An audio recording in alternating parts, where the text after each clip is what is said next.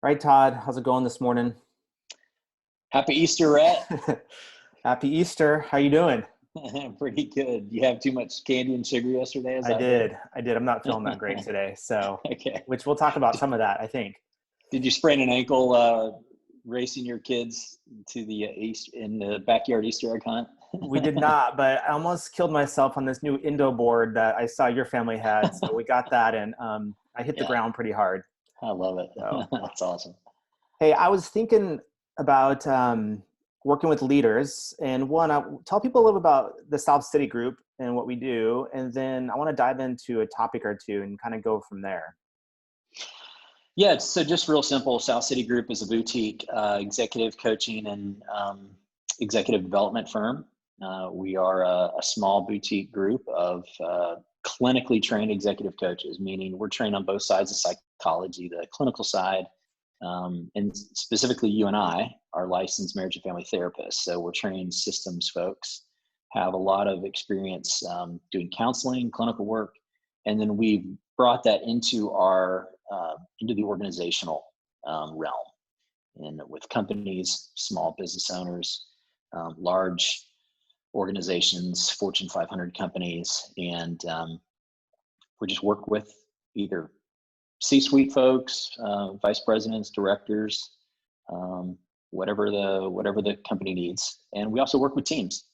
And really, the thing that we like to say is we are about galvanizing greatness. So what we want to do is kind of call forth greatness in, first of all, you yourself as a leader, so that you are able to galvanize greatness in your team, in your family, in your organization. So wherever greatness needs to be called forth, we're gonna call that forth in you, so you can call it forth in others. Cool. And I know that, like, I was thinking about this last couple of weeks as everyone's in quarantine. You were working on an email that you sent out to leaders with a beautiful metaphor about trimming the cells. And I know there's lots of different topics we can go into, but I thought maybe just in this first conversation, if you want to kind of maybe share more about that and why that's important for leaders right now. Yeah, it was interesting. So my wife Beverly and I were sharing one morning, just kind of connecting and talking about the day, and she's asking about the latest news, and because that's when I kind of read news in the morning, when I wake up and the house is quiet, it's dark, and I'm catching up, and I get on the iPad and I look at all the stories and the stock market and all that kind of stuff, and I just get that out of the way with. And we're talking, and somehow she brought up this memory of several years ago, and I know that you've been with us on that sailboat before, and you've taken some friends sailing as well. But down in the BVI's, as you'll recall, there's that one island that we have about a 2 to 3 hour sail to, Anegada, and that was when our Captain Ross wanted to really teach us about how to sail into the headwinds. And that was the moment that was pretty powerful for me. I remember it was a very powerful leadership moment, not just for myself, but even for how I could scale that into the work I do with clients. And we were just charging into the headwinds. And I was asking the captain, hey, how in the world do we sail into the headwind? And he goes, well, I'll teach you guys. So he got us all together and had us learn this technique of trimming the sail. And it's basically just pulling on the ropes. We had everybody on the boat had to drop what they were doing. We had to single-mindedly focus on one thing, which was pulling the ropes to position the sail in such a way that it captured the headwind and repurposed it to actually push the sail forward. And it pushed the boat forward. And of course, sailors are like, yeah, we know what that means. Well, I didn't. That was really fascinating. And he even had me stand where the wind was coming in and had me move 2 inches to the left. And I almost got blown away by the headwind, moved 2 inches back to the right. And I felt the wind on the back of my head moving forward. I could actually feel the physics of the wind being repurposed in that moment.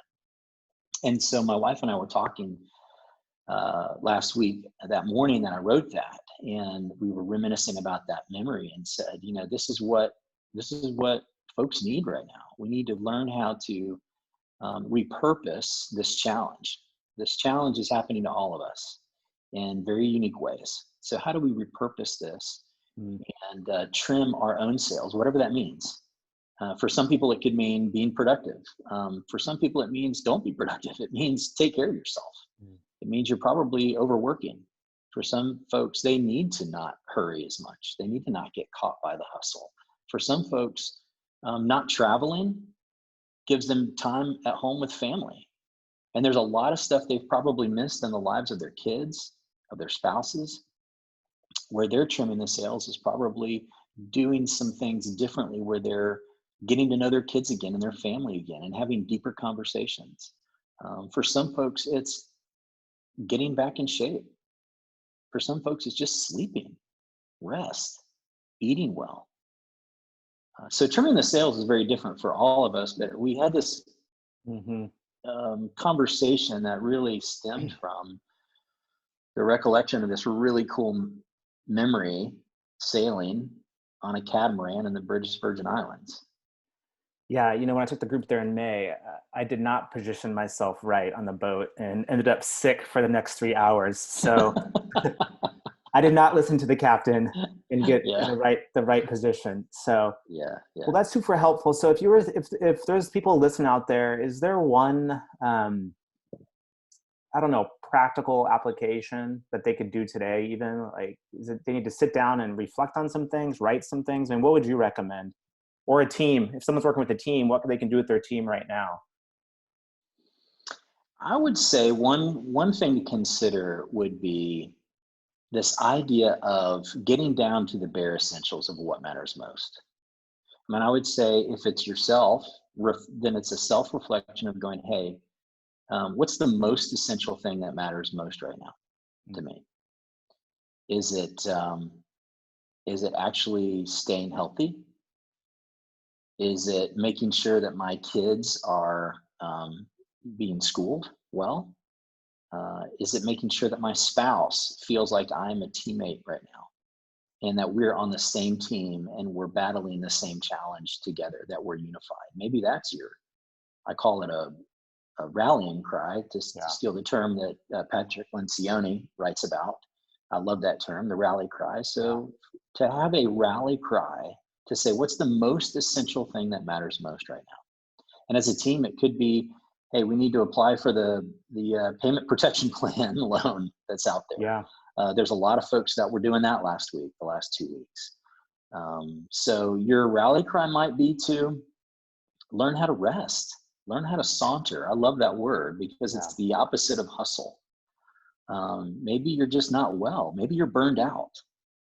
But to have a moment of self-reflection, go, what is actually most important right now? And I think in this, what some people have been calling the great pause, right? They just landed on our lap, this gift of a moment in time where we're all going, wow, what are we going to do as life has stopped as we know it? It helps us focus on what matters most.